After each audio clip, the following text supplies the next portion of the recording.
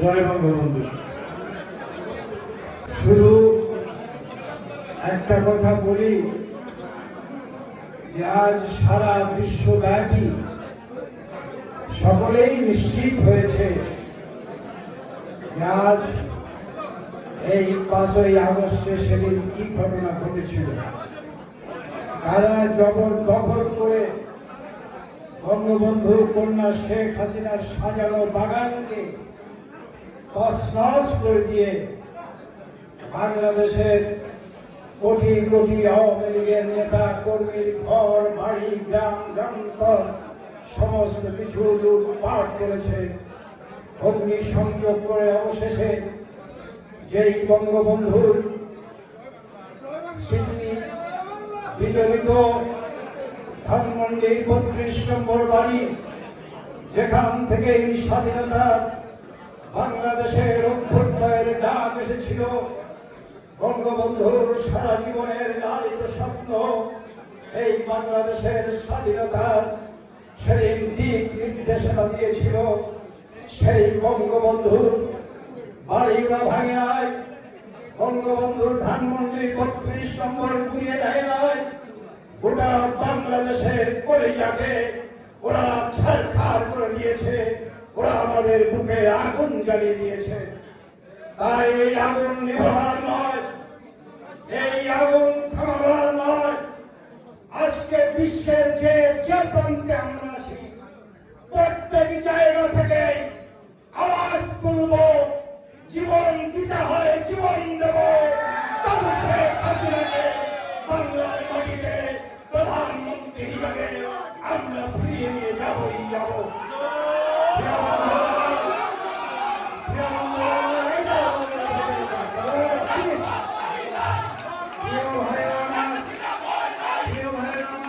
ষড়যন্ত্র হয়েছিল, সেই ষড়যন্ত্র মুজিব সৈনিকেরা ধূলিসাৎ করে দিয়ে 2008 সালের নির্বাচনে বাংলার মানুষ তাদের সকল প্রাণের উচ্ছ্বাস মিশিয়ে শেখ হাসিনাকে প্রধানমন্ত্রী করেছিল। আজকেও নতুন করে রিফাইন্ড আওয়ামী লীগ খুঁজছে কেউ কেউ, ভালো মানুষ খুঁজছে কেউ কেউ। আমি তাদের উদ্দেশ্যে বলি, শেখ হাসিনার মতো ভালো মানুষ বাংলাদেশ আওয়ামী লীগে নয়, বাংলার 18 কোটি মানুষের মধ্যে তিনিই হলেন সর্বশ্রেষ্ঠ মানুষ, মানবিক মানুষ এবং বাংলার দুঃখী মানুষের প্রিয় নেত্রী শেখ হাসিনা, তিনি আর সর্বশ্রেষ্ঠ মানুষ। সুতরাং ভালো মানুষ খুঁজবার নামে কোন চক্রান্ত যদি কেউ করেন, সেই চক্রান্তের ফলে আওয়ামী লীগের নেতা কর্মীরা পা দেবে না। আপনাদের ষড়যন্ত্রের তক্ত তাহুস ভেঙে চুরে খান খান করে দেব। শেখ হাসিনাই আমাদের অপরিহার্য নেত্রী, শেখ হাসিনাই আমাদের একমাত্র নেত্রী, আমাদের একমাত্র ঠিকানা। এই ঠিকানা বিচ্ছিন্ন করবার ষড়যন্ত্র কেউ করবেন না দয়া করে। জাতির জনক বঙ্গবন্ধুর নেতৃত্বে বাংলাদেশ স্বাধীন হয়েছিল। আজকে এই বঙ্গবন্ধুবিহীন বাংলাদেশ, সেটা আজকে যারা করতে চাইতেছে বঙ্গবন্ধুকে অপমানিত করে, যারা আজকে মনে করতেছে যে যারা সরকারিতে বাস করতেছে, আমরা তাদেরকে বলতে চাই, বঙ্গবন্ধু 18 কোটি মানুষের মনের মণিকোঠায় আছেন। জননেত্রী শেখ হাসিনার নেতৃত্বে বাংলাদেশ উন্নয়ন হয়েছে। জননেত্রী শেখ হাসিনাকে আমরা সসম্মানে বাংলাদেশে ফিরিয়ে নিয়ে যাব ইনশাআল্লাহ।